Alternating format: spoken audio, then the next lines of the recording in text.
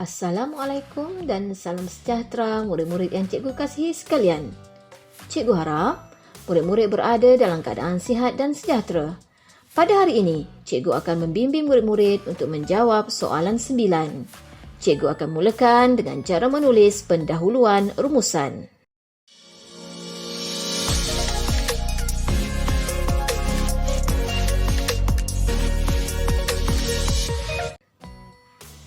Bagi soalan rumusan yang mempunyai dua fokus, cara menulis pendahuluannya ialah rumusan membincangkan fokus 1 dan fokus 2. Untuk penulisan pendahuluan rumusan yang lengkap seperti ini, murid-murid akan mendapat 2 markah. Bagi soalan rumusan yang mempunyai 3 fokus pula, pendahuluannya ditulis seperti berikut. Rumusan membincangkan fokus 1, fokus 2 dan fokus 3. Untuk menulis pendahuluan rumusan, murid-murid perlu mengenal pasti fokus yang terdapat dalam setiap bahan terlebih dahulu. Sekarang, jom kita kenal pasti fokus yang terdapat dalam setiap bahan. Murid-murid boleh merujuk roda fokus untuk mengenal pasti fokus-fokus yang terdapat dalam setiap bahan. Jom kita kenal pasti fokus dalam contoh yang pertama. Dalam contoh yang pertama ini, soalan rumusannya terdiri daripada 2 bahan. Bahan pertama, petikan. Bahan kedua, grafik. Kedua-dua bahan ini membawa tema obesiti. Sekarang, mari kita analisis bahan untuk mengenal pasti fokus. Berdasarkan bahan 1, perkataan penyebab menjadi kata kunci yang membantu murid untuk mengenal pasti fokus sebab. Berdasarkan tema bahan, fokus sebab ini merujuk kepada sebab obesiti. Seterusnya, frasa menimbulkan pelbagai kemudaratan menjadi kata kunci untuk fokus kesan. Berdasarkan bahan, fokus kesan ini merujuk kesan obesiti terhadap seseorang. Dalam bahan 2 pula, perkataan mengakibatkan, mendatangkan dan risiko menjadi kata kunci bagi fokus kesan. Berdasarkan bahan grafik ini, kesan merujuk kepada kesan obesiti terhadap seseorang. Hasil analisis bahan 1 dan bahan 2, kita dapat mengenal pasti 2 fokus, iaitu fokus yang pertama, sebab obesiti, fokus yang kedua, kesan obesiti terhadap seseorang.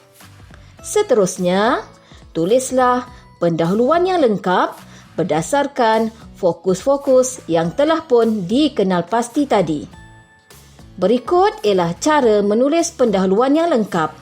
Rumusan membincangkan sebab obesiti dan kesan obesiti terhadap seseorang. Seterusnya, lihat pula contoh yang kedua. Bahan 1, petikan. Bahan 2, grafik. Dan bahan 3, dialog. Sekarang, mari kita analisis pula setiap bahan bagi contoh yang kedua. Dalam bahan 1, perkataan ataupun frasa peranan penting. Perkataan penting dan juga perkataan kelebihan menjadi kata kunci bagi fokus kepentingan, iaitu kepentingan TVET. Seterusnya, perkataan cabaran menjadi kata kunci untuk fokus cabaran, iaitu cabaran mengetengahkan TVET. Seterusnya, bagi bahan 2, kita lihat maklumat yang pertama, iaitu jom sertai TVET, miliki kerjaya terbaik, peroleh pendapatan lumayan, membantu pembangunan negara, Maklumat-maklumat ini merupakan manfaat yang akan diperoleh jika murid menyertai ataupun melibatkan diri dalam TVET. Jadi, manfaat ini menjadi kata kunci untuk fokus kepentingan TVET. Seterusnya, maklumat yang kedua, pelbagai latihan khusus untuk kemahiran teknikal dan beberapa kemahiran lain ditawarkan kepada murid. Okay, dalam maklumat ini, kita lihat ada kata kunci iaitu ditawarkan. Kata kerja yang merujuk kepada usaha. Jadi, ini menjadi kata kunci kepada fokus usaha iaitu usaha menarik minat murid menceburi bidang TVET. Seterusnya, kita lihat pula bahan yang ketiga. Dalam bahan yang ketiga, kita lihat dalam dialog yang dituturkan oleh murid ini, "Cikgu, saya kurang berminatlah untuk belajar TVET." Okay, jadi dialog ini sebenarnya merujuk kepada masalah. Okay, masalah ataupun cabaran. Jadi menjadi kata kunci kepada fokus yang seterusnya iaitu cabaran mengetengahkan TVET. Seterusnya, kita lihat dalam dialog yang seterusnya yang dituturkan oleh murid ini, apakah usahanya cikgu? Okey, perkataan usahanya menjadi kata kunci untuk fokus usaha, iaitu usaha menarik minat murid menceburi bidang TVET.